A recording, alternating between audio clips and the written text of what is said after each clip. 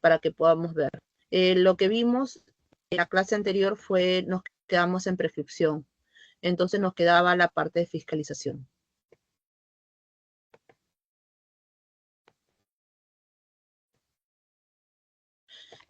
Mientras que va abriendo la diapositiva, nosotros lo que tenemos que ver en esta parte es el procedimiento en sí de fiscalización. No recuerdo si la vez pasada llegamos a terminar todo creo que sí llegamos a terminar todo lo que es el material de prescripción.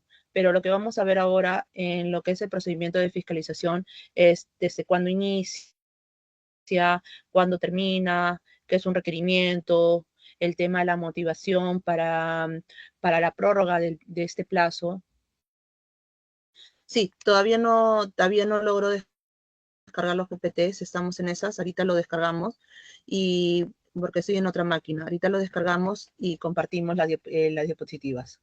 Entonces, les comentaba, ¿no? Lo que vamos a ver es cuándo inicia, cuándo termina, vamos a ver algunos pronunciamientos o, bueno, criterios reiterados en los cuales muchos contribuyentes nos hacen referencia a que en el supuesto que si estuviéramos o se vulneraría el derecho del contribuyente cuando el resultado de requerimiento se notifica en la misma fecha que el requerimiento artículo 75, cuáles son los requisitos, para que la prórroga del contribuyente, para que la prórroga del procedimiento de fiscalización no atente o no vulnere o no tenga causal de nulidad, ¿no? Vamos a ver nuevos pronunciamientos ya a nivel judicial, qué es lo que qué es lo que se tiene últimamente, si la administración tiene que detallar o justificar todos los extremos para considerarse que ha sido debidamente motivado o no. Entonces, ok, ya se habilitó, compartiré pantalla.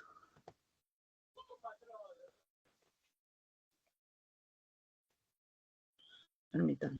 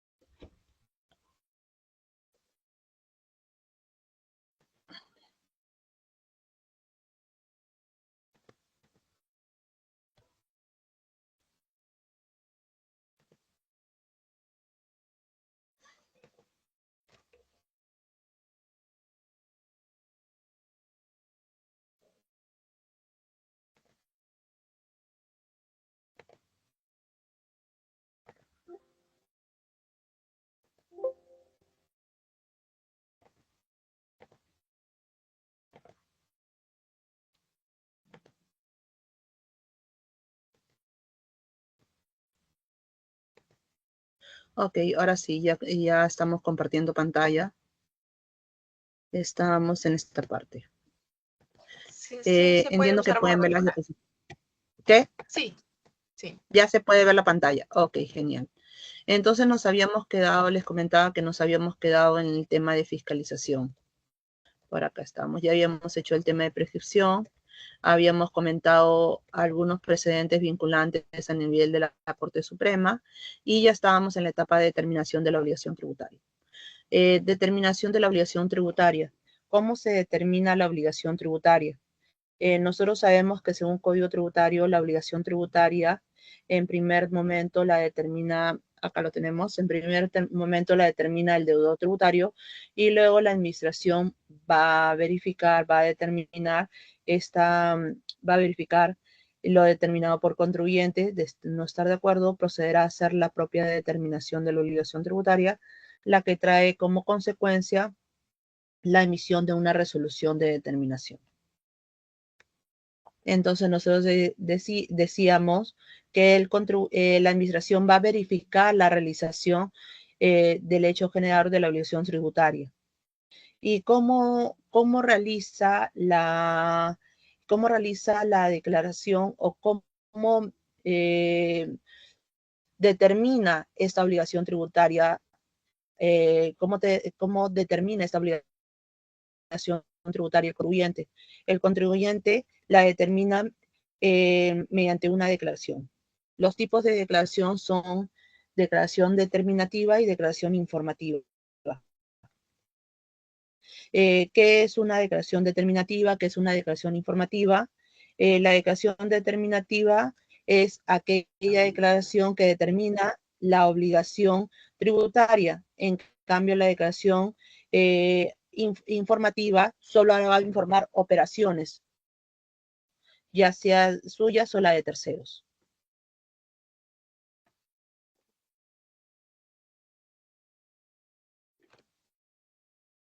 Ahora, ¿qué más? También nosotros tenemos también, lo podemos clasificar también en declaración sustitutoria o rectificatoria. Esto va a ser en función, de la oportunidad en que se emita esta declaración. Acá en este cuadrito, nosotros, bueno, en este esquema, nosotros lo que vamos a tener la fecha de vencimiento. Una vez efectuada la declaración, el contribuyente podrá presentar sus declaraciones sustitutorias hasta la fecha de vencimiento.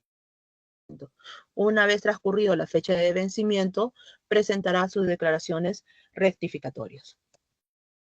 ¿Cuándo se inicia el inicio de la determinación de la obligación tributaria? ¿Cuándo se da el inicio de la obligación o lo que habíamos dicho, ¿no? ¿Cómo se determina, ¿no? Y habíamos señalado que se hace por acto de declaración del deudor o porque la administración, por propia iniciativa o de terceros, va a efectuar la determinación. La facultad de fiscalización va a comprender tanto la verificación como el procedimiento de fiscalización. Esto va a estar regulado en sí, cuál es el sustento normativo. En la verificación, el sustento normativo solo va a ser el Código Tributario. Por su parte, bueno, el Código Tributario y la LPG que se aplica supletoriamente. Por su parte, el procedimiento de fiscalización, el procedimiento de fiscalización va a estar regulado tanto por el Código Tributario y como norma principal va a estar por el reglamento de fiscalización, que es el Decreto Supremo 085-2007 EF.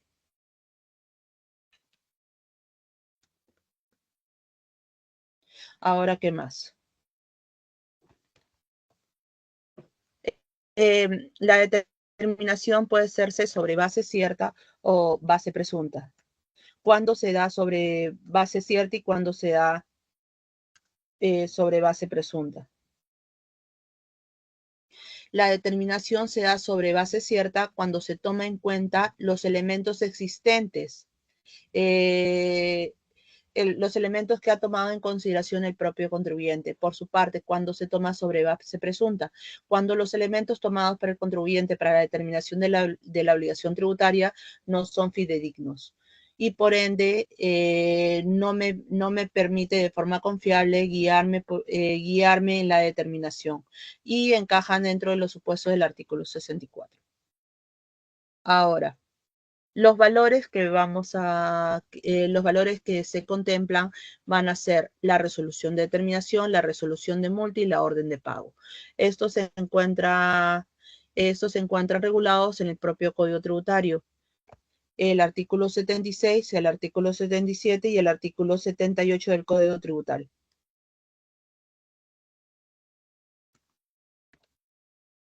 Ahora, el procedimiento de fiscalización. ¿Cómo inicia este procedimiento de fiscalización?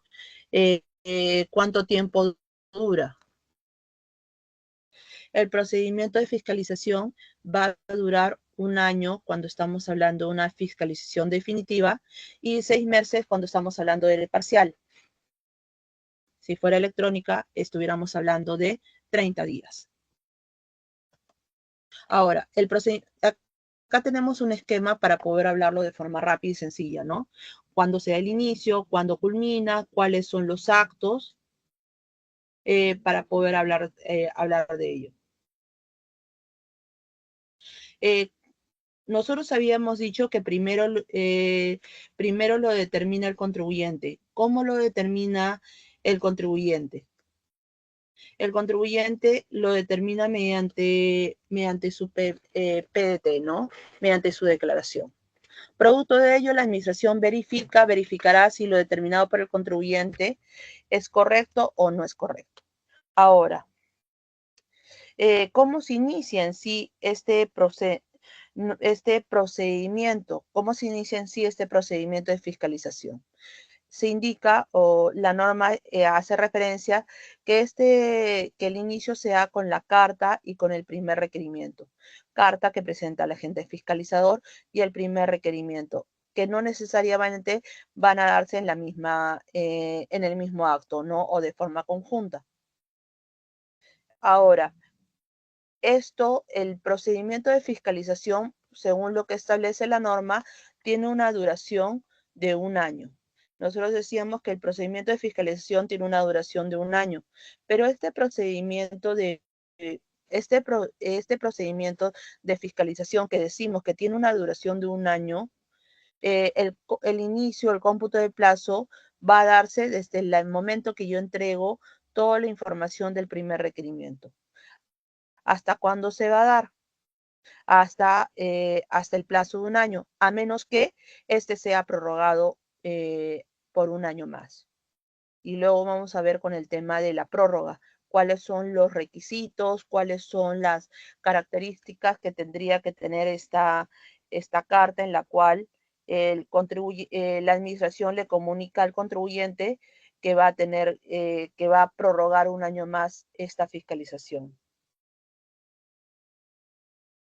Entonces nosotros decíamos, con la carta y el primer requerimiento, se inicia el procedimiento de fiscalización. ¿Y cómo culmina? Culmina con la comunicación de la RD, de la resolución de multa. Para culminar el procedimiento en sí, debe emitirse la RD y o la resolución de multa. Ahora, pero la normativa nos hace referencia que el procedimiento de fiscalización va a durar 1 año. Pero este plazo de 1 año se va a dar desde la fecha que yo entrego, desde el momento que yo entrego toda la información del primer requerimiento. Desde el momento que yo entrego la información del primer requerimiento, desde este momento se va a dar el inicio del cómputo del plazo de 1 año. No necesariamente dentro de este plazo, no necesariamente dentro de este plazo se nos va a notificar la resolución de determinación o la resolución de multa. Y en sí, ¿cuáles son estos documentos? Porque por acá hacemos referencia a que es la entrega de la información del primer requerimiento. Pero, ¿qué es el requerimiento en sí? El requerimiento en sí es el documento mediante el cual la administración comunica al contribuyente la exigencia o exige al contribuyente entregar determinada información. El primer requerimiento es el requerimiento general, que como su nombre lo dice es genérico, y luego van a ver los requerimientos específicos. ¿Cuáles son los tipos de requerimientos específicos? Los tipos de requerimientos específicos pueden servir para pedirme nueva información, para reiterar la información que no fue entregada, para poder acogerme al régimen de gradualidad, para comunicar, perdón, para comunicar, para comunicar las conclusiones, es decir, el requerimiento en base al artículo 75, en el cual se comunican las conclusiones, las observaciones que hace la administración. Cabe señalar que este requerimiento, artículo 75, no es no es un requerimiento obligatorio. No en todos los casos, no en todos los casos la administración va a emitir estos requerimientos artículo 75. La administración no tiene la obligación de emitir estos requerimientos artículo 75. Porque según la normativa, según la literalidad de la propia norma, eso es facultativo, no es obligatorio. Entonces ahí nosotros tenemos tipos de requerimientos y en contrapartida lo que vamos a tener son resultados de requerimiento. Resultados de requerimiento, que es el acto mediante el cual la administración colocará, señalará si se ha cumplido o no se ha cumplido y las observaciones que tenga que hacerse. Entonces nosotros hacíamos referencia a ello, al plazo de un año, pero nosotros decíamos, acá yo tengo, bueno, las observaciones que vamos a hacer acá. Nosotros por acá tenemos los requerimientos y los tipos de requerimientos. También habíamos señalado que se tiene un año para requerir mi información, pero ¿desde cuándo se inicia este cómputo del año? Este cómputo del año se inicia desde que yo entrego la totalidad de la información de mi primer requerimiento. Después de ello me llegarán los siguientes requerimientos.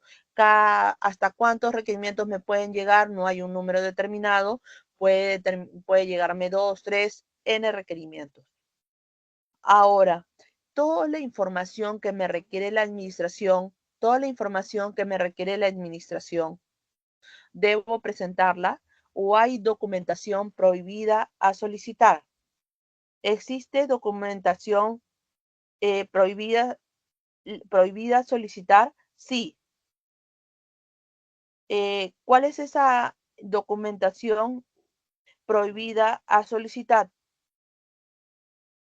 Aquella, según la Ley de Procedimiento Administrativo General, nosotros tenemos que no toda la información que nos requiera la administración tenemos la obligación de entregarla.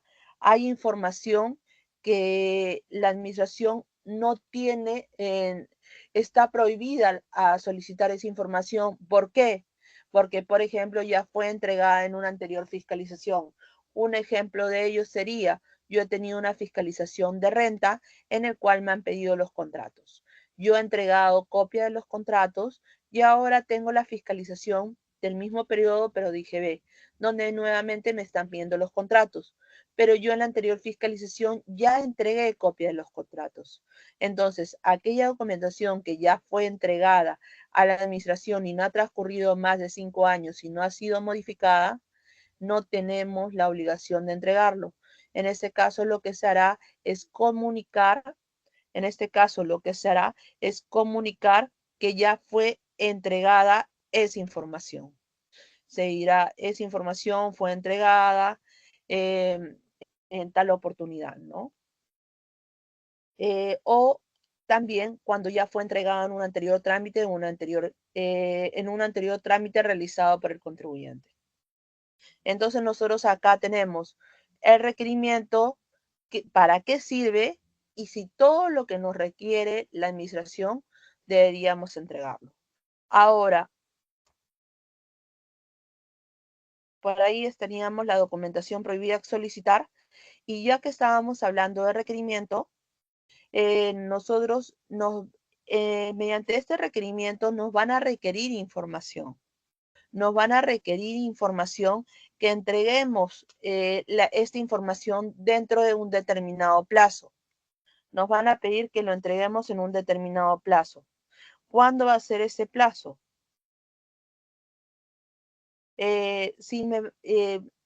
Puede ser que me requieran la información de forma inmediata o puede ser que me lo requieran dentro de 3 días o más de 3 días. Ahora, ¿qué sucedería? Para mí el plazo es muy poco. ¿Yo podría solicitar una prórroga? Sí, podría solicitar una prórroga. ¿Cuándo debería solicitar una prórroga? ¿qué debería contener esta solicitud de prórroga? Nosotros acá hablamos mucho de la motivación. Debería estar motivado el motivo, el sustento por el cual yo estoy solicitando la prórroga, el sustento por el cual este plazo no es suficiente para poder entregar toda la información que me están requiriendo, ¿no? Y cuándo tendríamos la oportunidad en que se hace, ahora nosotros tendríamos acá también la oportunidad en que se hace esta solicitud de prórroga.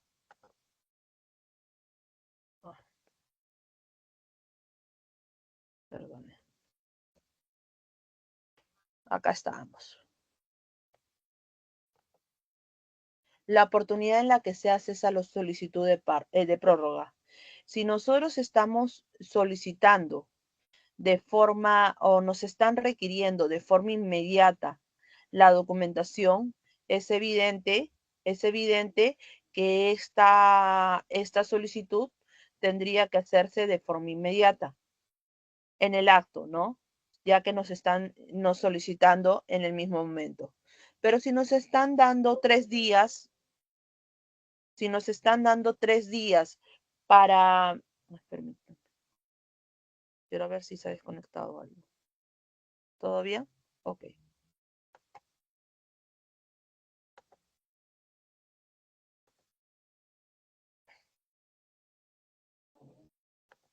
Ok.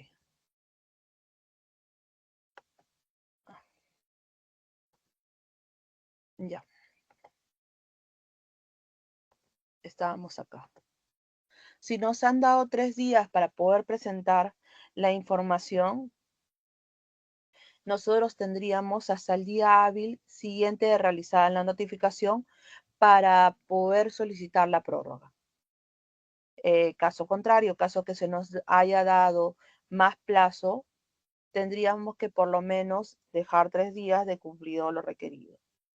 Ahora, nosotros hacíamos referencia que esta solicitud debe estar debidamente motivada y sustentar el motivo por el cual estoy solicitando la prórroga. Y no es solo sustentarlo, sino también poder acreditar ello, ¿no? Para que esto tenga un sustento y un fundamento.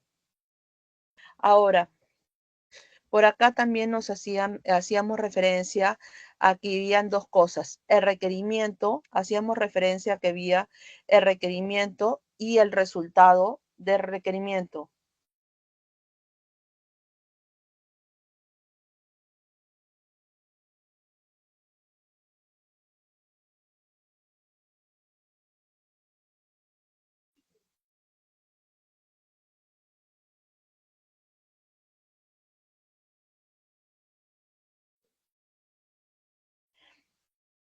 Perdón, se fue creo un poco el audio.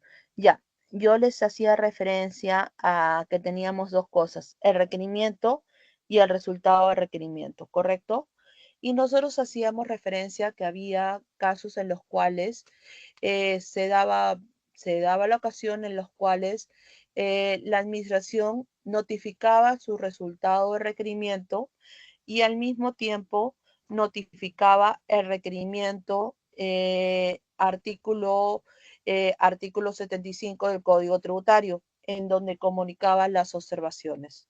En estos casos, los contribuyentes alegaban un atentado al derecho de defensa, indicaban que no había habido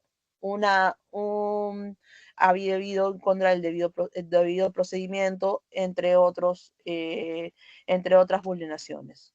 Al respecto, ya tenemos pronunciamientos reiterados de la Corte Suprema en los cuales hace referencia y toma como sustento el reglamento de fiscalización y el Código Tributario para invocar que en estos casos no ha habido o no se advierte una vulneración del debido procedimiento. Tal es así que en el propio requerimiento, artículo 75, se considera las observaciones manifestadas o se toma en cuenta toda la documentación que fue requerida en su momento en el anterior requerimiento. Por ende, en estos casos ya hay pronunciamientos reiterados en los cuales no habría vulneración alguna. Ahora, ya que estábamos hablando de la solicitud, ya que estábamos hablando de cuando cuando nos requieren información, si nosotros, si nosotros, cuando nos requieren información, si nosotros no podemos entregarla en ese momento, podríamos solicitar una prórroga. Pero ¿qué sucedería?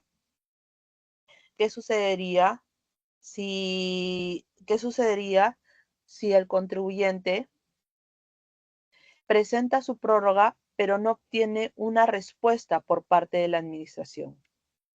Si el contribuyente no obtiene una respuesta por parte de la administración, se entendería que ha habido una prórroga automática. Si no obtiene una respuesta por parte de la administración, se entiende que ha habido una prórroga automática. Pero ¿cuándo se entiende que se da esta prórroga automática? Esta prórroga automática se da cuando la SUNAT no notifica su respuesta hasta el día anterior a la fecha de vencimiento. Si hasta el día anterior a la fecha de vencimiento no he recibido la carta de la administración en donde me comunica si ha habido prórroga o no, entonces se considerará prórroga automática. ¿Y cuánto es el plazo? Si yo pidiera el plazo de un día, si yo pidiera el plazo de un día, me van a dar 2 días. Si yo pido el plazo de 2 días, me darán 2. Si yo pido 3 días, si yo pido 4 o 5, me darán el plazo que estoy solicitando. El problema radica cuando yo pido un plazo mayor al de 5 días. ¿Por qué el problema radica cuando yo pido un plazo mayor al de 5 días? Porque si yo pido un plazo mayor al de 5 días y no tengo respuesta alguna, me van a dar el plazo de 5 días. Y quizás ese plazo no sea suficiente para mí. Entonces, en este caso, la única observación que tendríamos es por los plazos mayores. Ahora, el artículo 125 del Código Tributario hace referencia a los medios probatorios. Y bueno, en sede administrativa nosotros tenemos, y bueno, en sede administrativa difiere lo que ocurre en sede judicial. ¿Por qué? Porque en sede administrativa cuando nosotros estamos dentro de una fiscalización, nos dice, bueno, el mismo código lo establece, ¿no? El 125 del Código Tributario hace referencia a medios probatorios, a los medios probatorios y también el mismo código hace referencia a medios probatorios extemporáneos. En lo que es el Código Tributario se considera como medio probatorio el documento, la pericia y la inspección. Y también se dice que aquella documentación que no fue entregada, aquella documentación que no fue entregada en sede durante la fiscalización, que habiendo sido requerida durante la fiscalización, no fue entregada, no podrá ser presentada en la etapa de reclamación, no podrá ser presentada en la etapa de apelación. Ahora, yo les decía que esto difiere en sede judicial. ¿Por qué difiere esto en sede judicial?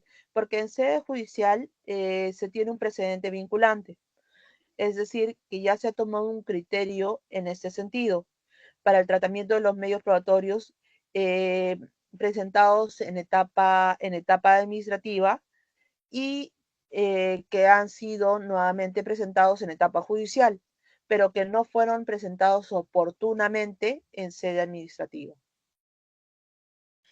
En estos casos, por un tema de garantías del derecho de prueba, por un tema de verdad material, por un tema de no vulnerar los derechos por no vulnerar los derechos del contribuyente, por un tema de impulso de oficio, informalismo y verdad material, es que se admiten estos medios probatorios.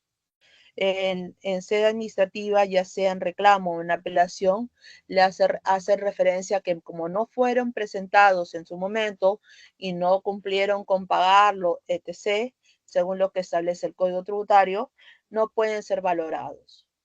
Pero en sede judicial sí son valorados. Siempre y cuando hayan sido presentados al momento de interponer su demanda, lo consideran dentro del saneamiento, y por el tema de impulso de oficio, de informalismo y de verdad material, son valorados en sede judicial. Entonces, esta es la diferencia que vamos a tener. Ahora, duración de la fiscalización y su cómputo. Duración de la fiscalización y su cómputo. ¿Cuánto dura la de fiscalización? Ya habíamos dicho que la fiscalización dura 1 año y que puede ser prorrogado 1 año más. Y hablando eso de la prórroga, acá. Hablando eso de la prórroga, acá tenemos algunos pronunciamientos ya en sede judicial, pero a nivel de sala, en las cuales consideran, primero estábamos en esa parte. Nosotros hacíamos referencia que la administración puede prorrogar 1 año más si considera necesario el plazo conferido en la normativa. Es decir, esta fiscalización puede durar hasta 2 años, pero siempre y cuando esta prórroga se notifique hasta 1 mes antes de cumplir el plazo de 1 año. ¿Y cómo se comunica? Se comunica mediante una carta. Esta carta debe estar debidamente motivada. Pero ahora la pregunta que se nos hace, o lo que se ha tenido en cuestionamiento, lo que se ha estado en cuestionamiento es si es necesario que esta justificación sea de forma extensa y detallada. Es decir, he tenido 60 operaciones. Cada operación se señale qué tipo de operación es, se señale la premisa de la operación, el tiempo estimado, se haga de forma detallada porque cada una de esas operaciones requiere un plazo mayor. En sede judicial ya tenemos, hemos tenido pocos casos, pero ya tenemos pronunciamientos, al menos a nivel de sala, en los cuales hacen alusión que no es necesario o que no se requiere que esté justificado de manera extensa y detallada las causales de excepción de ampliación del plazo de fiscalización. No obstante, cabe señalar que aún no tenemos pronunciamientos de la Corte Suprema. Todo es pronunciamientos a nivel de sala, que es la segunda instancia. Todavía no se ha emitido un pronunciamiento a nivel de Corte Suprema. No obstante, por ahí está yendo el criterio. Ok, entonces nosotros decíamos que tenemos el plazo de 1 año que puede ser prorrogado 1 año más y que esta comunicación debe realizarse por lo menos 1 mes antes, ¿no? Por lo menos 1 mes antes debe realizarse esa comunicación. Y también teníamos que existe otro tipo de, ahorita lo que hemos visto es casos de fiscalización definitiva. ¿Qué significa una fiscalización definitiva? ¿Qué significa una fiscalización parcial? Definitiva es cuando se fiscaliza todo el aspecto del tributo. Eh, yo voy a ver el tema de IGB, veo el tema de IGB no domiciliado, de venta interna local, de crédito, de débito, veo todo. Pero cuando yo veo una fiscalización parcial, solo voy a ver un aspecto determinado. Un aspecto determinado, es decir, solo voy a ver IGB no domiciliados, nada más. pero esta fiscalización parcial, a diferencia de la definitiva, solo va a durar 6 meses. Solo va a durar 6 meses. ¿Puede ser prorrogado un plazo adicional? No. Lo que sí puede pasar, es que se amplíe esta fiscalización parcial a una definitiva. Eso es lo único que puede pasar. Ahora, respecto del plazo de un año, ese plazo de un año, ¿para qué o qué va a implicar? Ese plazo de un año, lo que va a implicar es que ya no se me puede requerir a mí como sujeto fiscalizado información o documentación referida al tributo y al periodo, pero sí le pueden requerir, por ejemplo, a mis proveedores, a terceros. Eso sí. Pero al menos a mí ya no podría requerirme esa información. Ahora, ¿qué sucede en el tema de precio de transferencia? En los casos de precio de transferencia, este cómputo, eh, este plazo de un año no va a abarcar para el tema de precio de transferencia. Eso es como nota, ¿no? Formas de ampliación, porque nosotros decíamos que se podría ampliar. Bueno, se puede ampliar de una parcial a una definitiva, pero también se puede ampliar la fiscalización. Puedo agregar nuevos periodos, puedo agregar nuevos tributos, ¿no? Pero para ello se tiene que comunicar. Ahora, la suspensión del plazo, es decir, ese plazo de un año va a ser lineal o no va a ser lineal. Van a haber eventos los cuales no van a ser considerados. Van a haber eventos, van a haber circunstancias que no van a ser consideradas. ¿Cuáles son? Los temas de caso fortuito, caso de fuerza mayor, cuando yo mismo solicito la prórroga, cuando yo como SUNAT le pido información estamos hablando de operaciones de no domiciliados, y le estoy pidiendo información a mi par de otro país, ¿no? A la SUNAT de otro país. O cuando inclusive pide información a otras entidades dentro del mismo país, ¿no? Cuando estamos hablando que depende de otro proceso judicial, etc., etc. Entonces ahí lo que va a haber es una suspensión. Y bueno, también va a haber una comunicación. Y nosotros ya habíamos hablado de la fiscalización parcial. Tiene que comunicarse que es una fiscalización parcial. El plazo es de 6 meses. No existirá una prórroga, pero puede ampliarse a una definitiva. Y tanto en la carta como en tanto en la carta como en los valores se tendrá que decir que es una fiscalización parcial. Esto es por el tema que nos faltaba acabar la clase pasada. Ahora ya entramos por el tema ahora sí, ya nos adentramos al tema de procedimiento contencioso tributario. Estábamos hablando de tipos de actos reclamables, etc., etc. Etapas de la controversia tributaria. Etapas de la controversia tributaria, cómo se inicia, cuándo culmina. Nosotros acá vamos a tener acto reclamable. Acá vamos a tener un acto reclamable. ¿Cómo se inicia este acto o cómo se inicia esta etapa? Primero se va a iniciar teniendo un acto reclamable. ¿Cuáles son estos actos reclamables? Artículo 135 del Código Tributario. Nos notifican este acto reclamable, el contribuyente no está de acuerdo y presenta su reclamo, ¿no?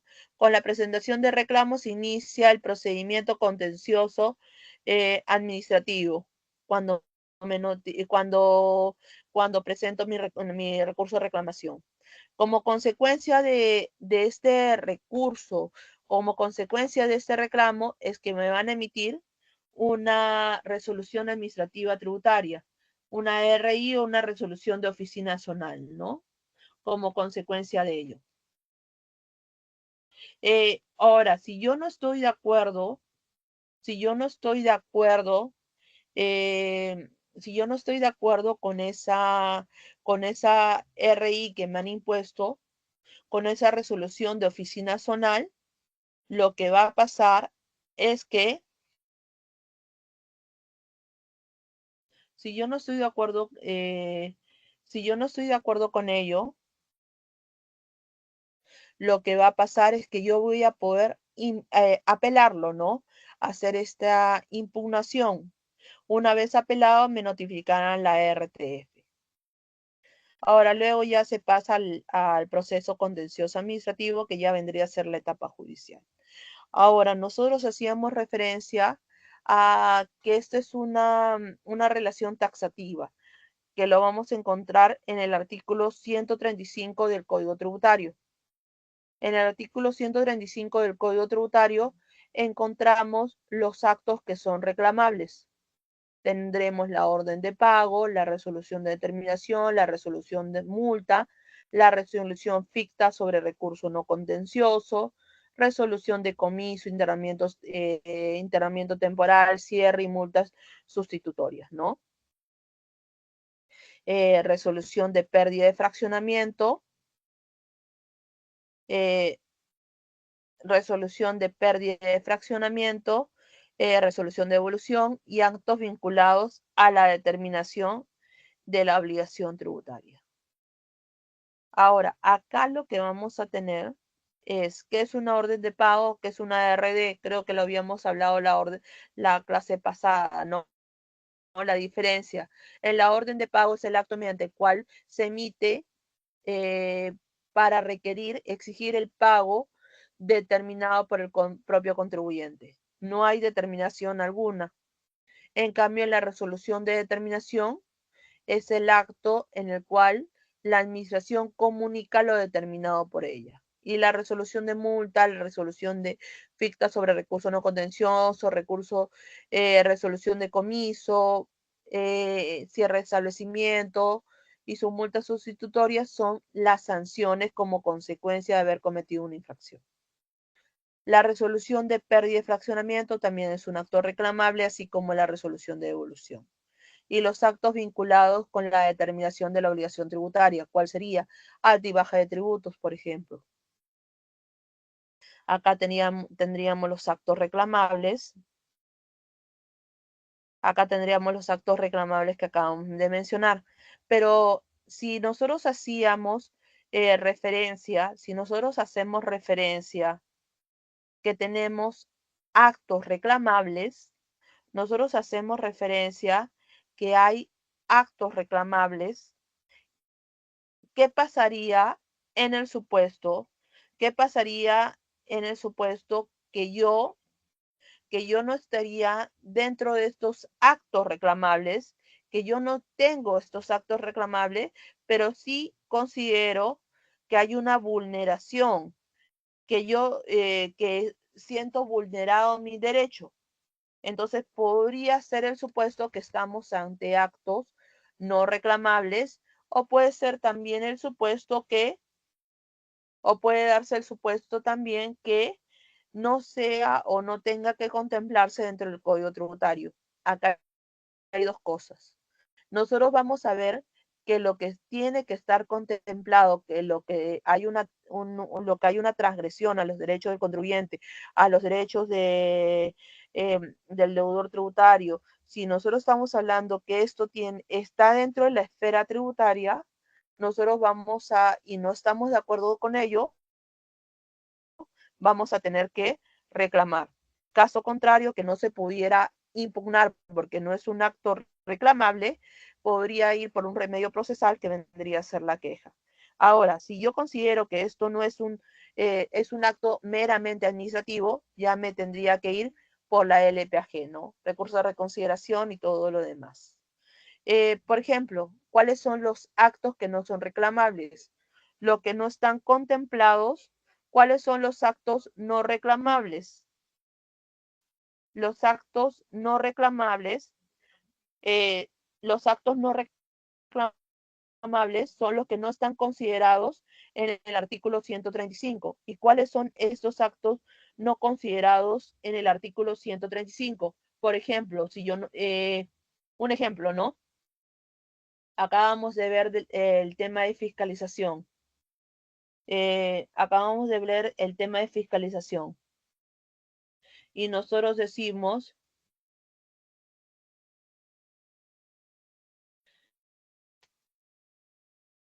acabamos de ver el tema de fiscalización y nosotros decimos, oye, me están requiriendo información o me están requiriendo documentación cuando ya ha pasado el plazo de un año. Me están pidiendo información cuando ya ha pasado el plazo de un año. Yo no estoy de acuerdo con ello, porque, porque no me pueden pedir información porque este plazo no ha sido prorrogado. Entonces yo lo que digo, voy a reclamarlo. En este caso, nosotros habíamos dicho que el requerimiento no es un acto reclamable, que lo que sería el acto reclamable sería la resolución de determinación, la resolución de multa. Por ende, ¿lo podría reclamar? No. Tampoco podría reclamarlo los resultados de requerimiento, las cartas inductivas, la red, la red con la que se inicia el procedimiento de cobranza coactiva. Con estos actos no podrían ser reclamados. No, estos actos no podrían ser reclamados porque son actos que no están considerados dentro del artículo 135. Ahora, el contenido de las resoluciones, bueno, estos genéricos, ¿no? Ya sabemos, tiene que tener fundamentos de hecho, fundamentos de derecho. Debe pronunciarse sobre todos los aspectos, ya sabemos, el Tribunal Constitucional hace referencia por un tema genérico y que el tema de poder contestar los argumentos del contribuyente, bueno, el contribuyente y de la administración. Ahora, ¿qué es el desistimiento? El desistimiento no es otra cosa que desistirse de la pretensión, decir, ¿sabes qué?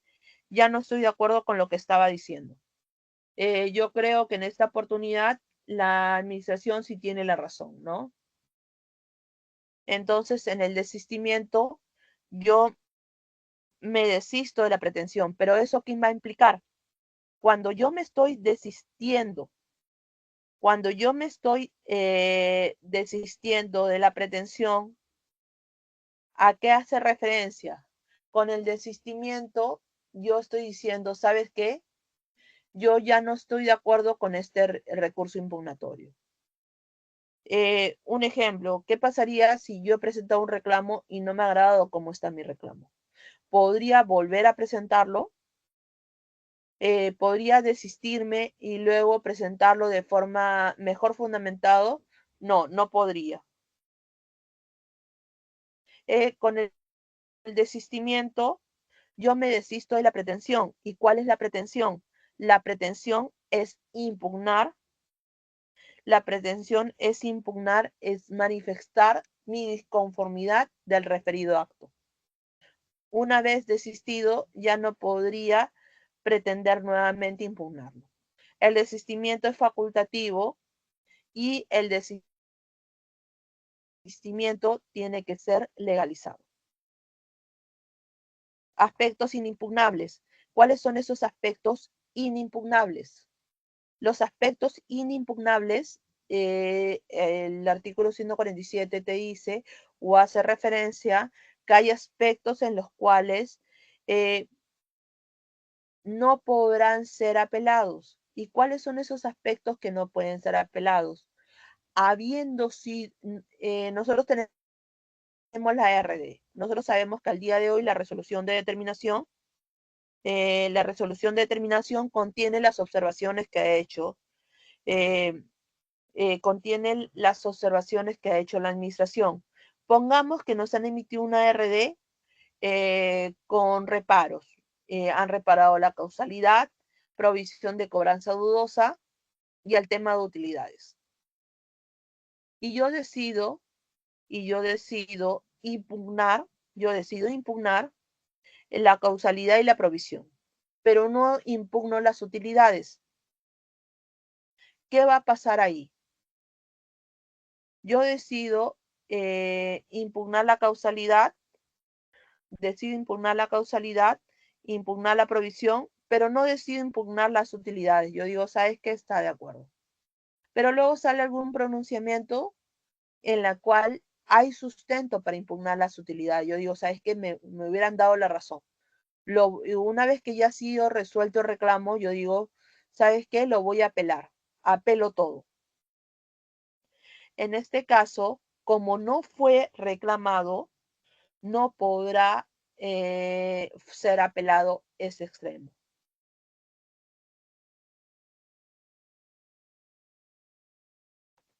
Perdón, se ha adelantado.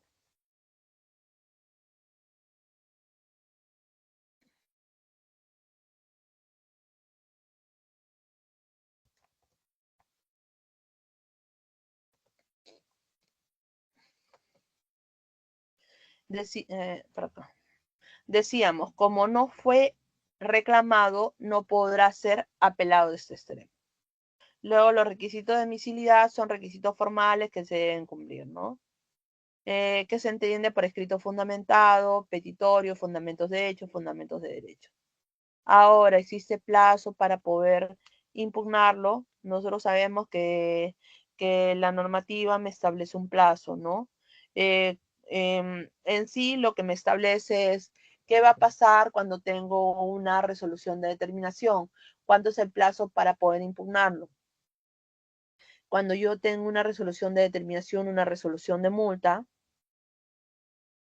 si yo tuviera una resolución de determinación, una resolución de multa, en este caso lo que va a pasar es que tengo un plazo de 20 días para poder reclamarlo sin pago alguno. Y nosotros sabemos que en el tema del cómputo del plazo se computa desde una vez notificado desde el día hábil siguiente, ¿no?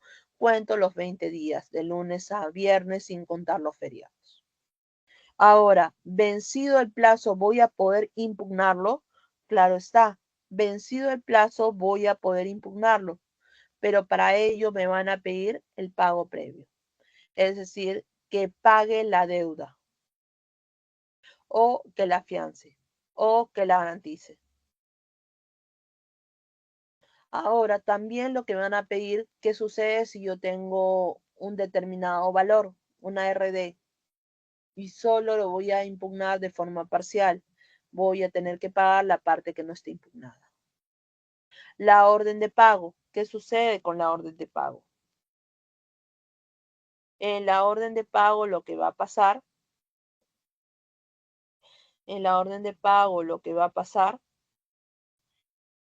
es que sí o sí, voy a tener que pagar para reclamarlo. ¿Por qué? Porque lo que se está haciendo es, lo que está pasando ahí es que lo que está ocurriendo ahí es que se está impugnando o se está emitiendo un valor en base a lo declarado por el contribuyente. Se entiende que como es en base a lo declarado por el contribuyente, no ahí lo único que se estaría haciendo es la exigencia del pago. Si yo no estaría de acuerdo con ello, para efectos de poder impugnarlo, tendría que pagar la deuda.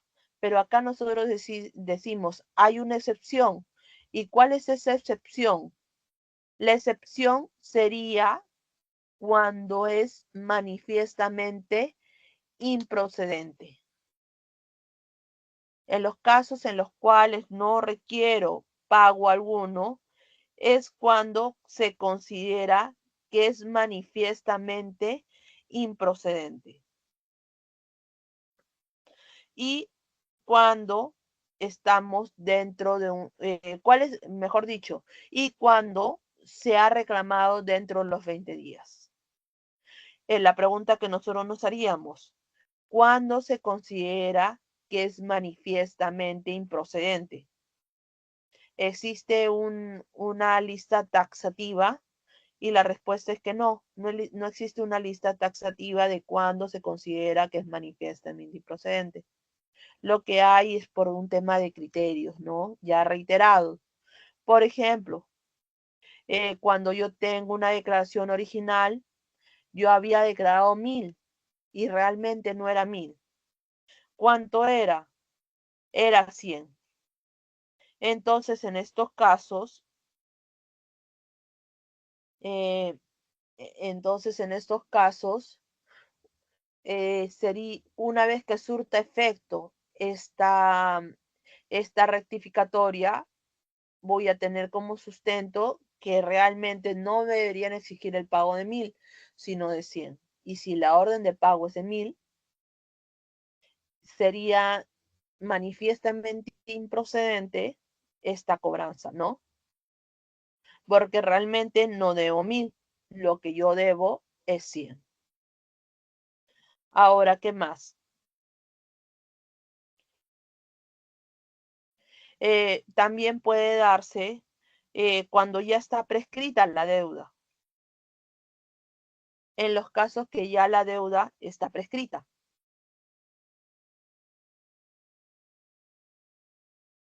En los casos que la deuda ya está prescrita y me siguen exigiendo el pago de la deuda. O cuando yo ya he pagado la deuda. O cuando yo ya he fraccionado esta deuda. En estos casos, es manifiestamente improcedente esta cobranza, porque realmente yo ya no debo. Ahora, ¿qué otros supuestos? También tenemos supuestos a tener en consideración, también el tema del comiso. Ahí en este caso tengo un plazo de 5 días. En el tema de la resolución sobre pérdida de fraccionamiento, si bien el 137 me hace referencia que el plazo que tengo para poder reclamarlo es de 20 días, para que no entre en cobranza coactiva, según la normativa de cobranza coactiva, debo seguir pagando el fraccionamiento como si el fraccionamiento aún esté vigente. Porque nosotros acá lo vamos a relacionar con el tema de cobranza coactiva. Porque cuando veamos entre un rato el tema de cobranza coactiva, vamos a ver lo que establece el 115 del Código Tributario. El 115 del Código Tributario establece deuda exigible en cobranza coactiva. Y dentro de la deuda exigible en cobranza coactiva es la resolución de pérdida de fraccionamiento que no ha sido impugnada. O habiendo sido impugnada, no se siga con el pago del fraccionamiento. Entonces, para no entrar en cobranza coactiva, yo tendría que haber impugnado dentro de los 20 días y seguir pagando el fraccionamiento como si ese fraccionamiento aún esté vigente.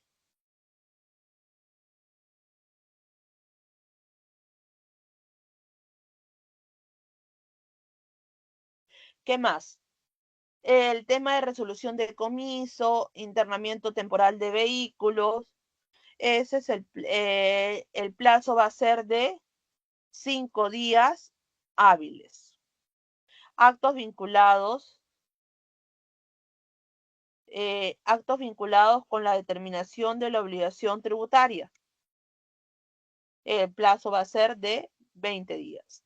Esto de la orden de pago ya lo hemos visto. Lo que hacíamos referencia, ¿no? ¿Qué pasa si tengo 3 reparos y yo solo decido reclamar 2 de ellos? Este reparo que vemos en la diapositiva de vacaciones que no fue reclamado, podrá ser apelado. No, no podrá ser apelado. Cuando yo decido reclamar la causalidad, la provisión de cobranza dudosa, lo que va a pasar es que yo voy a tener que pagar esta parte no impugnada. Ahora, hacíamos referencia que en caso no se pueda, o yo pago o afianzo la deuda. Ahora acá tenemos plazos para reclamar. ¿Qué sucede si no si no cumplimos con todos los requisitos de admisibilidad? Ahí lo que va a haber es que nos van a dar un plazo para subsanar estos requisitos. Y el plazo para resolver desde 9 meses, 12 meses y 20 días por acá. Medios probatorios, ya lo mismo cuando vimos el tema de fiscalización. Vimos los medios probatorios y vimos también el tema de qué sucede con ese medio probatorio que no fue presentado, qué sucede con ese medio probatorio que no fue presentado en sede, que no fue presentado durante la fiscalización. Ese medio probatorio que no fue presentado durante la fiscalización podrá ser presentado en etapa de reclamación, y nosotros decíamos por acá, podrá ser presentado si es que yo cumplo con presentarlo dentro de los 30 días y con pagar o afianzarlo. Y ya habíamos dicho el tema del precedente, pero en sede administrativa es así, ¿no? Y ahí tendríamos el tema de medios probatorios extemporáneos, ¿no? La carga de la prueba. El tema de la carga de la prueba por el artículo 62 y 87 del Código Tributario, se dice que la carga de la prueba la administración la traslada al contribuyente. El tema de la suspensión de intereses moratorios lo vimos en la clase pasada. La facultad de reexamen, la facultad que tiene la administración de un nuevo examen completo de los aspectos del asunto controvertido. Para ello se le va a dar al contribuyente un plazo de 20 días para presentar los alegatos y 30 días para los medios probatorios. En virtud de la facultad de reexamen, solo pueden modificar los reparos efectuados, más no generar unos nuevos, ni incrementar sus montos, o tampoco se tiene que basarse en lo ya trabajado por el fiscalizador. Ahora, ya que estamos en esta parte del tema de los actos administrativos, del tema de lo que se puede impugnar, lo que no se puede impugnar, es pertinente colocar o tener en consideración. Sabemos que hay RTF de observancia obligatoria, pero también hay precedente vinculante que hace referencia a la declaración jurada rectificatoria dentro del procedimiento de fiscalización tributaria. Es decir, aquella declaración rectificatoria que presenta el contribuyente dentro de la fiscalización, en donde considera en su declaración las observaciones efectuadas por la administración. En este caso, se dice que no existe controversia alguna, que es un acto voluntario efectuado por el contribuyente y que el valor solo se emitió para poner fin a la fiscalización. ¿Qué sucede si pasado el plazo? ¿Qué sucede si pasado el plazo no me emiten o no hay pronunciamiento alguno? ¿Qué sucede si pasado el plazo no existe pronunciamiento alguno por parte del órgano encargado? En ese caso, cabe la opción de interponer una apelación ante el Tribunal Fiscal o seguir esperando el pronunciamiento de la administración. Y acá hay fallos que ocurren en la etapa de reclamación. Inadmisibilidad, algunos fallos, ¿no? Inadmisibilidad, improcedente, inadmisibilidad que no cumpliste los requisitos de admisibilidad, improcedente que no es la vía procedimental, nula, se retrotrae, fundado, nos dan la razón, infundado, no nos dan la razón al contribuyente. Y la apelación, ya lo vemos la apelación como la siguiente instancia, ¿correcto? En la apelación, lo que hace el contribuyente al haberse emitido pronunciamiento, a la administración haber emitido pronunciamiento respecto del reclamo efectuado por el contribuyente, recurre a una segunda instancia ya que no considera que lo resuelto por la administración no es correcto. Esta segunda instancia, acude a esta segunda instancia mediante su recurso de apelación. Esta segunda instancia es resuelta por el Tribunal Fiscal, es el órgano encargado de resolver esta apelación. No obstante, este recurso de apelación va a ingresar por el órgano, que emitió la resolución de primera instancia. ¿Qué más? También como en el reclamo van a haber requisitos de admisibilidad. Ya sabemos que en materia administrativa, para interponer un acto impugnatorio no requiere la firma de abogado, como sí ocurría hace tiempo.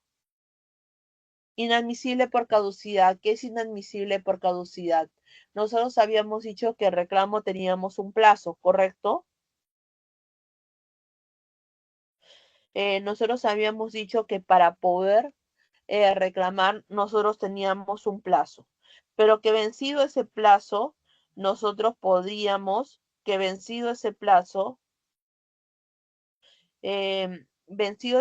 nosotros podíamos reclamar, pero vencido ese plazo, nosotros podríamos reclamar, pero pagando la deuda. ¿Qué pasa si hubiera pasado un año? O hubiera pasado 2 años. ¿Podríamos reclamarlo? Sí, pagando la deuda, hasta que prescriba. Ahora, en el caso de la apelación, es lo mismo. En el caso de la apelación, es lo mismo.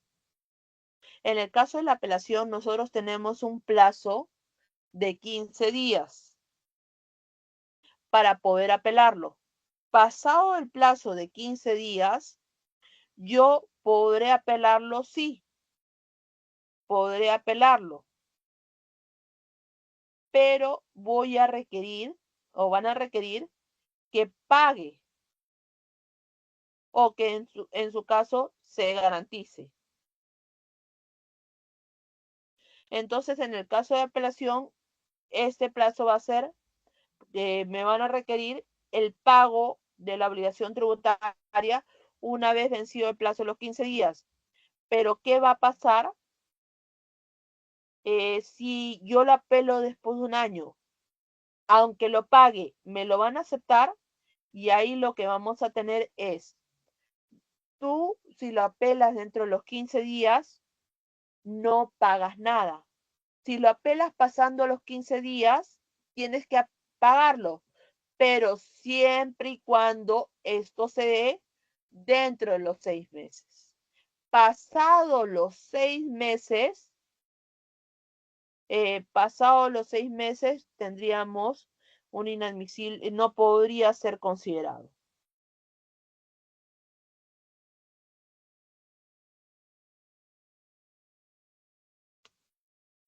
Acá tendríamos, y se formule dentro del término de 6 meses contados a partir del día siguiente a aquel en que se efectuó la notificación certificada. Aspectos inimpugnables, ya habíamos dicho.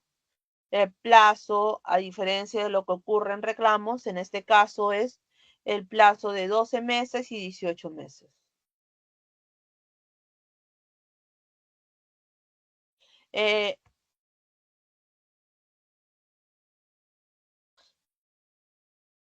Ahora, ¿qué es lo que va a ocurrir en la apelación?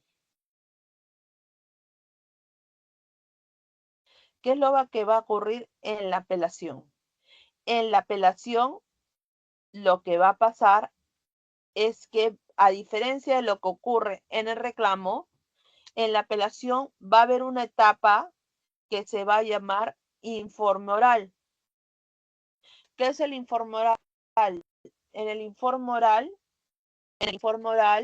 el contribuyente, tanto el contribuyente como la administración, van a exponer, tanto el contribuyente como la administración, van a exponer sus argumentos. Por el lapso de un determinado tiempo, 5 minutos, qué sé yo, según sea el caso, la complejidad del caso, se les va a citar tanto al contribuyente como a la administración. Ahora, para poder pedir informe oral, esto se tiene que solicitar al momento que se interponga la apelación. Van a haber veces en los cuales que se piden informe oral y no se van a dar, ya que en los casos, por ejemplo, de las quejas, de la solicitud de corrección, aclaración, en los casos de apelaciones de puro derecho que no califican como tales, por más que se pidan, no se van a dar los informes orales. Una vez ya realizados los informes orales, lo que van a ver son los alegatos. ¿Qué son los alegatos?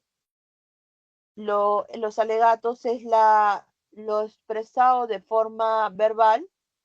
Lo expresado de forma verbal lo vamos a manifestar de forma escrita. Van a ser las manifestaciones o los sustentos que se van a ver reflejados mediante un escrito, los sustentos efectuados por el contribuyente después del informe oral. ¿Qué más vamos a tener? Apelación de puro derecho. ¿Qué es la apelación de puro derecho? Como su nombre lo dice, es la apelación que interpone el contribuyente en donde solicita que se evalúe un tema sustancial, un tema normativo, en donde va a solicitar que se evalúe un tema sustancial, un tema normativo. En este caso o en esta etapa, en esta etapa, no va a haber una, en esta etapa no va a haber una acción de medios probatorios, ya que solo se va a analizar el tema netamente normativo. La norma establece, por ejemplo, ¿no? Las cooperativas señalan que están dentro de la causal de exoneración del impuesto a la renta que corresponde a las asociaciones sin fines de lucro. Por ende, solicito que se considere el tema de la exoneración del impuesto a la renta. No estamos hablando de un tema de que no ha acreditado la causalidad, no estamos hablando de que se ha valorado mal un contrato, sino se está analizando lo que establece la norma.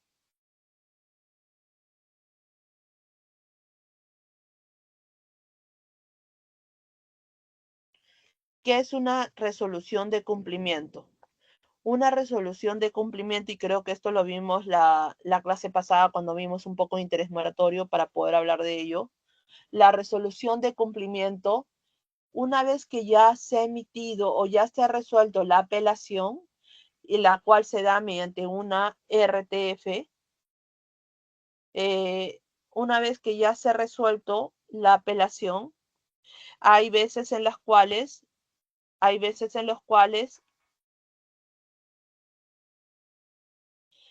se le va a requerir a la administración realizar determinada actividad, determinado actuar.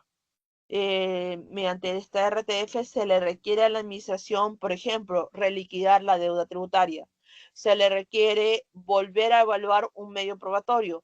Se le requiere o se le devuelve para que valore un medio probatorio que no fue valorado, etc., etc. Entonces, mediante la resolución de cumplimiento, la administración cumple con lo ordenado por el Tribunal Fiscal. Esto es por el tema de procedimiento, ¿no? Ahora sigamos con la siguiente diapositiva, permítanme. Ya hemos visto lo que es reclamo, ya hemos visto lo que es apelación, lo estamos pasando de forma muy rápida para poder terminar con todas las diapositivas y no estar como la clase pasada que no pudimos terminar. Ya hemos visto el reclamo, ya hemos visto la apelación, ahora vamos a ver lo que es la queja. Nosotros hacíamos referencia a que la etapa del procedimiento contencioso tributario, procedimiento porque es en sede administrativa, contencioso porque existe una contienda y tributario porque la materia es tributaria. La etapa de procedimiento contencioso tributario comprende el reclamo y la apelación. Pero señorita, ¿qué es la queja? ¿Es parte del procedimiento contencioso tributario? No, no es parte del procedimiento contencioso tributario. Se dice que es un remedio procesal, en los casos en los cuales estamos ante una afectación a un tema tributario, a un tema del derecho del contribuyente, pero que no pueda interponerse algún recurso impugnatorio, se podrá utilizar este remedio procesal que vendría a ser la queja. Un ejemplo de ello, hacíamos referencia, un ejemplo de ello era, nosotros habíamos dicho, cuando, por ejemplo, yo tenía una resolución de ejecución coactiva, una REC, que habíamos visto que era un acto no reclamable. Yo no estoy de acuerdo con la cobranza coactiva que me han iniciado. Me la han iniciado de forma incorrecta. ¿Podré reclamar la REC? No, porque es un acto no reclamable. Si reclamo la orden de pago, repercutirá en algo en la cobranza coactiva. Cuando yo reclamo la orden de pago, lo que va a pasar ahí es, van a evaluar, la orden de pago fue debidamente emitida. Si fue debidamente emitida, queda ahí. Pero si no fue pero sí, ¿qué sucedería? Si fue debidamente emitida, pero lo que no fue correcto es la notificación de la red. No cumplió con los requisitos, no fue notificado correctamente. Entonces, en esos casos, yo lo que voy a tener que impugnar, o yo lo que, mejor dicho, yo lo que voy a tener que poner en manifiesto es que la cobranza se inició de forma incorrecta, más no la orden de pago que haya sido emitida de forma incorrecta. Entonces, en este caso, el reclamo no funcionaría. ¿Qué tendría que hacer? Para ello, el remedio procesal que me correspondería sería la queja. Entonces, lo vemos como un remedio procesal que encontramos dentro del artículo 155 del Código Tributario.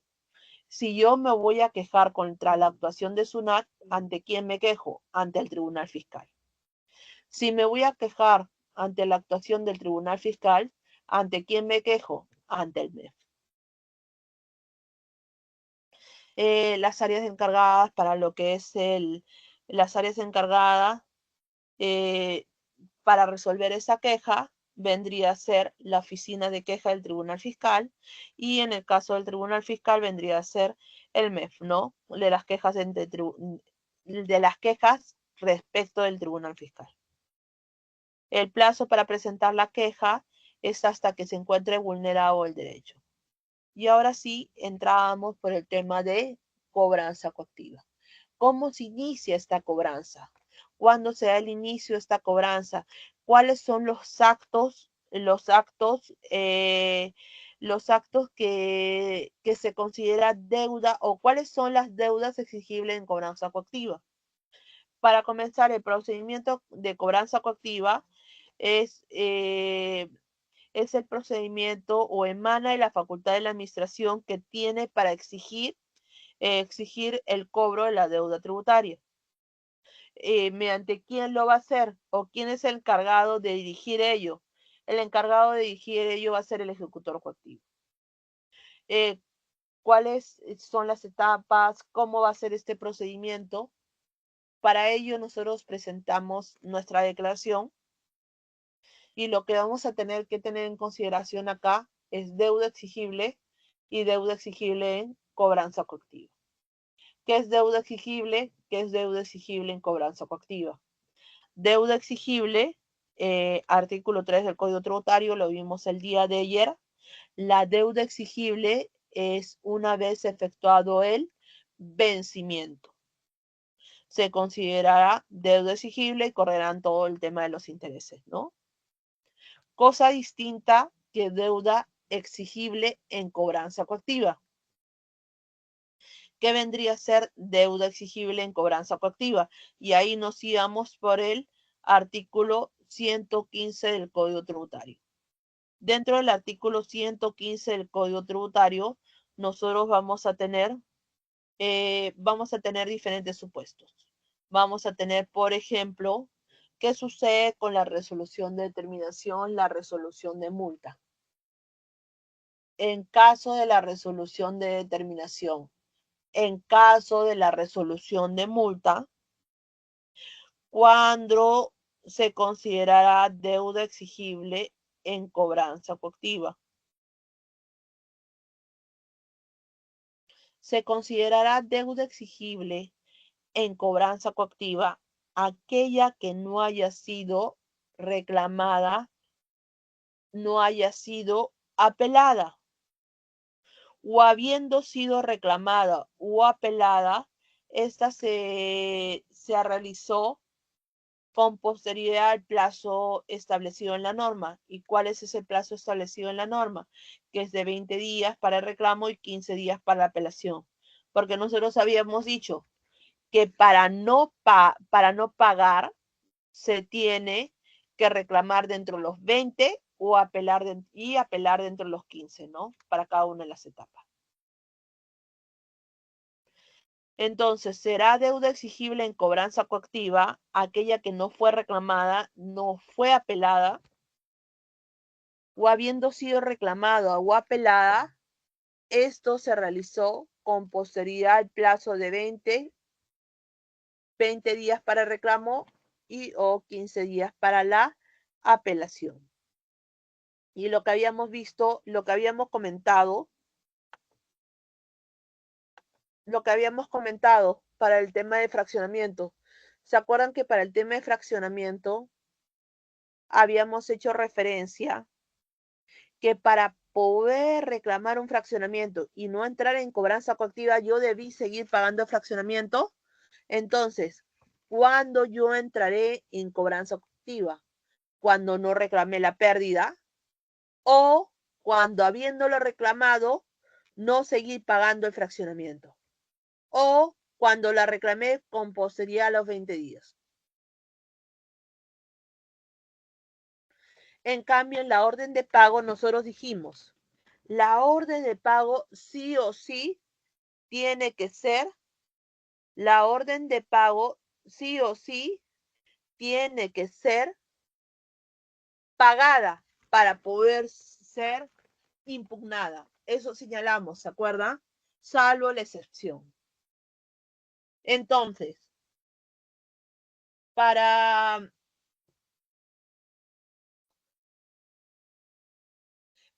poder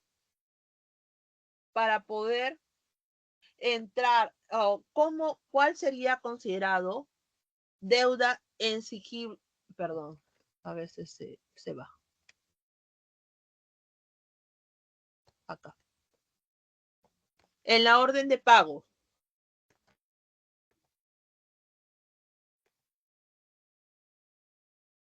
En la orden de pago, ¿cuándo sería considerado como deuda exigible en cobranza coactiva? Sería considerado como deuda exigible en cobranza coactiva cuando habiendo sido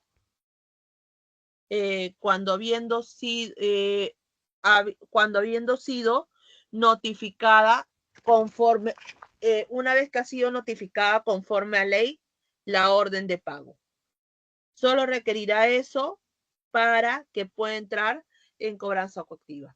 Ya sabemos que antes, por ejemplo, se cometía el error, la administración cometía el error de notificar de forma conjunta o en el mismo día la orden de pago y la REC, ¿no? Eso ya se tiene claro que en este caso no se podría dar, hay pronunciamiento del TC y todo ello, ¿no?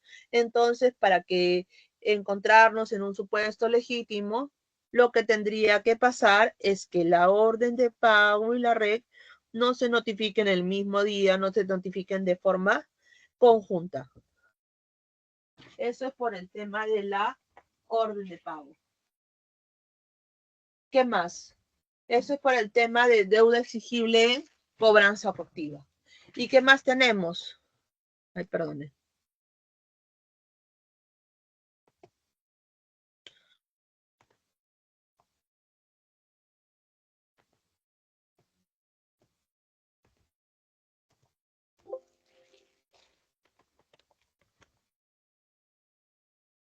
Ahora, inicio del procedimiento de cobranza coactiva. Ya hemos dicho que la cobranza coactiva inicia con la notificación de la REC, la resolución de ejecución coactiva. Con ello inicia la cobranza coactiva. ¿Qué más? Una vez notificado la REC, nos van a dar un plazo de, una vez notificada la REC, nos dan un plazo de 7 días a fin de que nosotros podamos pagar esta deuda, cancelar este valor, cancelar esta deuda, esta obligación, esta deuda tributaria. Caso contrario, nos van a interponer las medidas cautelares o se van a iniciar la ejecución forzada de las mismas. ¿Y cuáles son estas, ¿Y cuáles son estas medidas de embargo? Esta es la REC. ¿Y cuáles son estas medidas cautelares? Acá tenemos un esquema, ¿no? Nosotros vamos a tener tipos de embargos. Embargo en forma de intervención, embargo en forma de depósito, embargo en forma de inscripción y embargo en forma de retención. ¿Qué implica cada uno de ellos? Por ejemplo, embargo en forma de intervención, ¿cuándo se va a dar? Acá se puede dar por recaudación, por información, por administración de bienes. Por ejemplo, embargo en forma de intervención por recaudación. Un ejemplo sencillo. Para comenzar, el ejecutor coactivo tiene esta serie de embargos y él elegirá cuál es el que es más conveniente para cada caso determinado. No es que hay un orden de prelación. Dirá, ¿sabes qué? En este caso, me es conveniente hacer un embargo en forma de intervención porque no tiene inmuebles inscritos en registros públicos, porque no tiene cuentas bancarias para hacerle un embargo en forma de retención, porque no tiene casa, no tiene autos registrables. Entonces, está de más que lo haga en forma de inscripción. Pero yo sé que que es una discoteca y que atiende todos los días.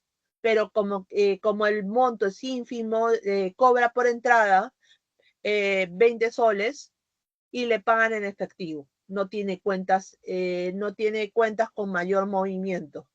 Entonces voy a hacer un embargo en forma de intervención de recaudación. ¿Qué implica ello? Como su nombre lo dice, va a intervenir, va al local y le presenta y va al local con este tipo de embargo y se para al lado del cajero. Va a donde el cajero y está ahí el representante de la administración, está ahí y dice, ¿sabes qué? El embargo va a ser por 1.000 soles. Hace su arqueo por los 1.000 soles y una vez que ya haya recaudado los 1.000 soles, cierra. Se lleva ese dinero, hace su arqueo y establece este tipo de embargo, ¿no? Recauda este importe. Por eso es que dice que es embargo en forma de ingresos, de recaudación. Va al local, va al establecimiento y recauda esa cantidad de dinero. Embargo en forma de información, recaba información referente a los movimientos, referente a los libros, para poder en base a ello establecer qué tipo de embargo, cuál va a ser la estrategia a realizar. Embargo en forma de depósito con o sin extracción de bienes. Ahí puede ser que retire el bien o puede ser que lo haga sin extracción del bien, estableciendo a alguien que lo efectúe la custodia, o lo más común que ocurre, embargo en forma de inscripción y embargo en forma de retención. Embargo en forma de inscripción se da cuando se tiene bienes inscribibles. Por ejemplo, se tiene un inmueble inscrito en registros públicos, se tiene un vehículo. En este caso, se va a trabar un embargo en la SUNAT. En la ficha registral se establece o se hable una partida, se hable un asiento y donde se consigna el embargo. Embargo en forma de retención puede darse, o lo más común que sea, es el fondo de cuentas corrientes. Yo tengo mi cuenta en determinado banco, SUNAT notifica al banco y le traba todo ingreso que entra va a ser destinado para la administración.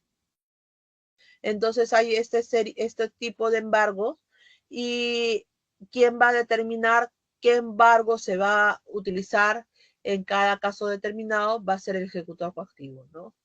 Él va a determinar cuál es el embargo que se va a trabar. Ahora, este tipo, existe bienes que no se pueden embargar, claro está, existen bienes que no se pueden embargar y ahí tenemos la figura de bienes inembargables. ¿Qué son bienes inembargables? Esto creo que es de conocimiento general. Los bienes inembargables, bueno, esto se establece cuáles son estos bienes inembargables y entre ellos tenemos las remuneraciones y las pensiones. Es decir, cuando mi cuenta de haberes no podrá ser embargada, tu cuenta de haberes no podrá ser embargada sobre un monto, ¿no? Si excede ese monto, sí va a poder ser embargado. Entonces, ¿cuál vendría a ser ese monto? Ahí lo que nosotros vamos a tener es, perdón, lo que nosotros vamos a tener es esta fórmula, ¿no? Las remuneraciones y pensiones cuando no excedan de 5 URP. El exceso es embargable hasta la tercera parte. ¿Qué es la URP? La URP es el 10% de la UIT. La URP es el 10% de la UIT. Entonces, ahí te dice, cuando no exceda de 5 URP. Una URP, la UIT 5150, la URP 515. Entonces, esto vendría a ser lo siguiente. 5 URP sería 5 por 515, vendría a ser 2.575. Acá me dice que gano de remuneración 3.000 soles. Si tengo 3.000 soles de remuneración,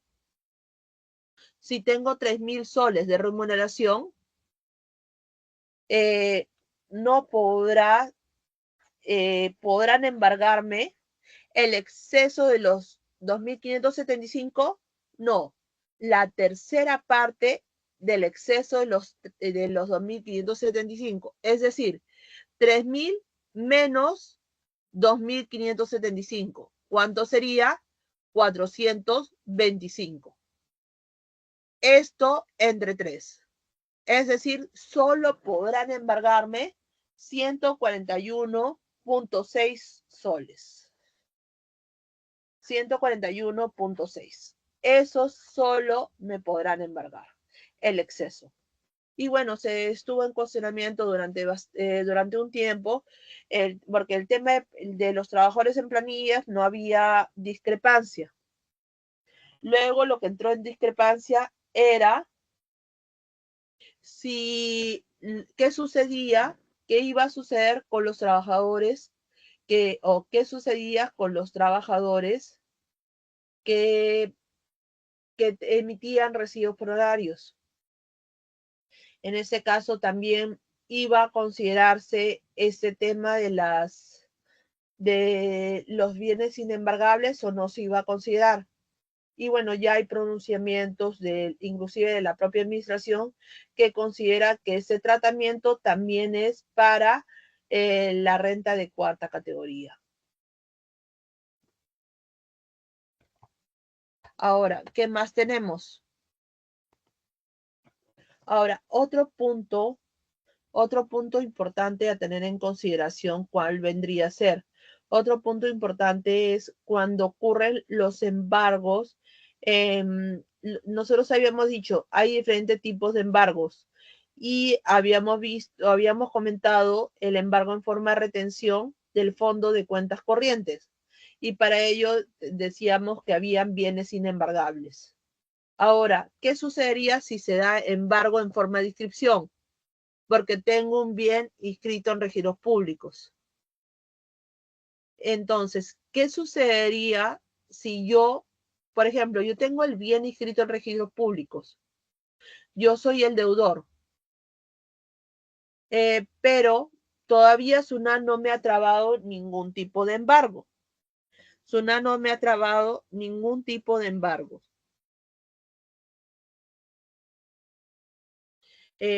Yo, antes que SUNAT me trabe algún tipo de embargo, yo vendo este bien.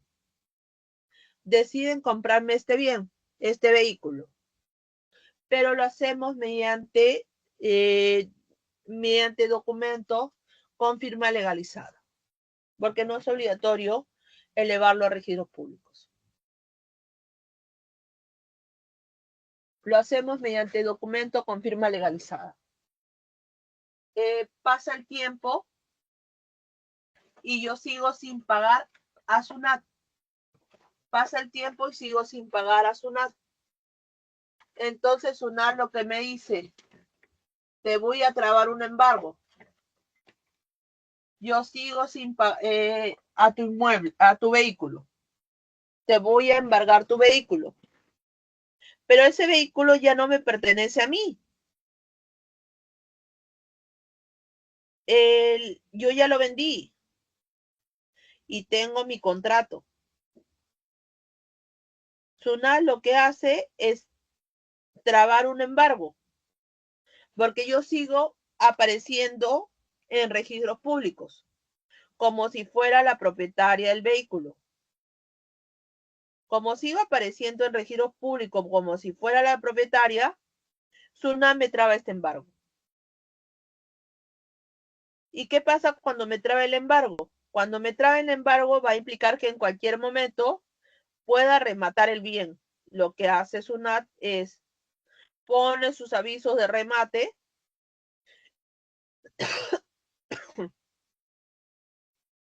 y lo deja al mejor postor, que muchas veces es por un valor menor al que es un valor menor al que vale, ¿no? Según sea la convocatoria que sea. Entonces termino perdiendo. Y acá la pregunta sería,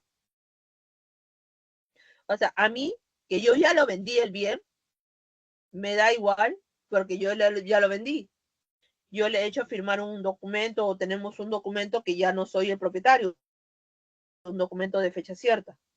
Pero yo no veo afectado mi derecho, al contrario, si pagan, va a disminuir la deuda que yo tengo.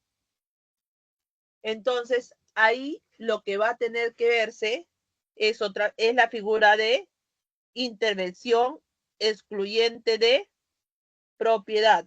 ¿Y qué es la intervención excluyente de propiedad? La intervención excluyente de propiedad es la intervención excluyente de propiedad, es el mecanismo que tiene aquel sujeto afectado, es el mecanismo que tiene que acceder o que tiene que realizar aquel sujeto que se vea afectado por un embargo efectuado a su propiedad y en el cual él no es deudor tributario, ni es, no es ni siquiera responsable. Entonces, ¿qué va a pasar ahí? ¿O cuál es el procedimiento que tendría que hacer? Le tendría que decir a la administración, ¿sabes qué? Este bien ahora me pertenece. Presenta su escrito de intervención excluyente de propiedad con el documento. ¿Con qué documento? con el documento que acredite que es propietario del bien antes del embargo, con un documento de fecha cierta, no puede ser cualquier documento, sino tendría que haber un documento de fecha cierta que acredite ello. No, pero yo tengo un documento firmado entre los dos, pero no fue firmado ante notario, entonces ahora lo voy a hacer firmar, lo voy a hacer que firmar ante notario. Si la firma o la firma de notario, la acreditación, todo va a hacerse después del embargo, eso no te va a servir. Porque tiene que ser antes del embargo. El documento que se tiene que emitir es antes del embargo. Y tendría que haber documento de fecha cierta. Presento mi solicitud al ejecutor coactivo.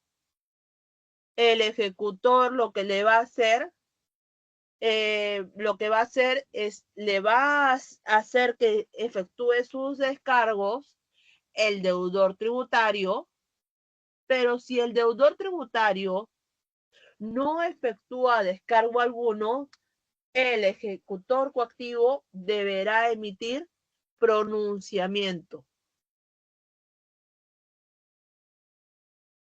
El ejecutor coactivo puede requerir información adicional a la que se ha presentado, sí. Ok, en este caso el ejecutor dirá, ¿es procedente o no es procedente? En el caso de considerar que no fuera procedente esta intervención excluyente de propiedad, esto podrá ser apelado dentro de los 5 días hábiles, ¿no? Ahora, ¿qué más? Acá hay un tema que también deberíamos tener en consideración, que es el tema del tracto sucesivo. ¿Y qué es el tema del tracto sucesivo? Puede darse que, por ejemplo, y eso es por un tema registral, no el tema del tracto sucesivo, pero ¿qué vendría a ser en términos sencillos? En términos sencillos puede darse que yo que soy propietaria del bien, inscrito en registros públicos, yo vendo el bien. Yo vendo el bien a una persona X. Vendo el bien a una persona X. Hago con documento con firma legalizada. Y esta persona X vende el bien a una persona Z. Y una vez vendido, igual, con firma legalizada, una vez vendido el bien, pasa el tiempo y recién pasa el tiempo y recién SUNAT traba el embargo. Pasa el tiempo y SUNAT recién traba el embargo. Nosotros habíamos dicho, yo vendo a una persona X y luego esta persona lo vende a otra persona, a una persona Z. ¿Quién va a tener que acreditar o interponer esta intervención excluyente de propiedad? Esta persona Z, que es la nueva propietaria. Pero la nueva propietaria lo que va a hacer, es llevar, lo que va a llevar es el contrato que hemos firmado, que yo he firmado vía documento de fecha cierta, vía carta, vía contrato con firma legalizada, pero yo no soy la persona X con Z no aparece en el registros públicos. Quien aparece en registros públicos soy yo. Entonces, para que te puedan validar ello, lo que te van a pedir es el tracto sucesivo, que es, oye, como si la persona que aparece en registros es la persona A, como a ti te han vendido otra persona. Entonces, lo que tienes que hacer es sustentar toda esta cadena. La persona que aparece en el registro vendió a la persona X. Acá tengo el contrato. Y la persona X le vendió a la persona Z. Acá tengo el contrato con firma legalizada. Entonces, así puedo acreditar el tracto sucesivo. Todo lo que ha acontecido, toda la historia que ha recorrido, ¿no? Eso vendría a ser en términos sencillos, ¿no? Ahora, ¿qué más? Ay, perdón. Y acá lo que decíamos, ¿no? Las etapas y qué iba a pasar. ¿Se puede dar la suspensión del procedimiento de cobranza coactiva? Sí, se puede dar la suspensión del procedimiento de cobranza coactiva en un proceso constitucional de amparo, una norma de ley, el supuesto que habíamos contemplado de la orden de pago, cuando es manifiestamente improcedente y se cobra y se reclama dentro de los 20 días, ¿no? Y cuando se da o cuando se concluye la cobranza coactiva, el procedimiento en sí. Cuando ya se ha pagado la deuda, cuando la deuda está prescrita, cuando se decide ante persona distinta, cuando se ha presentado el valor, la RD, la RM, y cuando he reclamado la pérdida de fraccionamiento, pero sigo pagando el fraccionamiento. Cuando ya existe una resolución de fraccionamiento o aplazamiento, cuando ha sido declarado en quiebra, entre otras, ¿no? Cuando ha sido declarado nula el valor. Ahora, para terminar, el tema de infracciones y sanciones, nosotros tenemos nuestro código tributario, ¿qué es la infracción? La infracción es toda acción u omisión que importe la violación de normas tributarias, siempre que éstas se encuentren tipificadas. Ahora, ¿qué más tenemos? Nosotros vamos a tener 3 tablas, ¿no? El código tributario para efectos de establecer o determinar la sanción ha establecido 3 tablas según el tipo de régimen que tenemos. Y también vamos a tener del artículo 173 al 178 los tipos de infracción. El 173 hace referencia al tema de la inscripción, actualización o acreditación. El 174 hace referencia al tema de comprobante, 175 al tema de libros, 176 al tema de declaraciones, 177 colaboración a la administración y 178 otras obligaciones. Acá lo que tenemos que tener en cuenta es para encajar como infracción debe estar contemplado del 173 al 178. Si no está ahí, no es considerado infracción. Ahora, ¿cuáles son los pasos para determinar o para determinar la sanción? Paso número 1, ir a la tabla que me corresponda, porque ya hemos dicho que hay 3 tablas. Tabla 1, régimen general. Tabla 2, régimen especial. Tabla 3, nuevo RUS. Tabla 2, personas naturales, etc. Ahora, paso 2, establecer qué artículo del 173 al 178 está relacionado a la infracción. Y para efectos también de establecer la multa, nosotros tendríamos que ver las notas al pie y los numerales que me establece cada tabla. Ahí, por ejemplo, tenemos que nos dice que una multa no puede ser menor al 5% de la UT.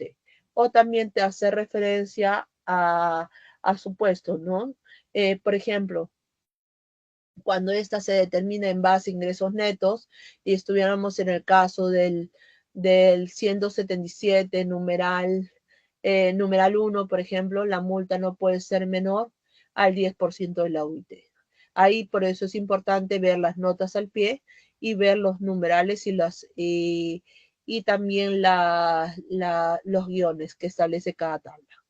Luego de ello, una vez determinada la multa, se aplica el régimen de gradualidad y luego de ello se va a aplicar el régimen de, perdón, los intereses. La clase pasada ya habíamos visto cómo se determinan los intereses y acá tienen una serie de casos y tipos de infracciones, ¿no?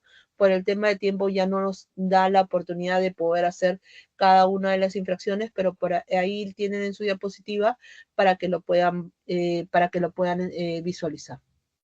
Bueno, chicos, ya nos ganó la hora, pero ya pudimos hacer aunque sea todo el material. Conmigo hasta el día de hoy y ya nos vemos en la próxima clase.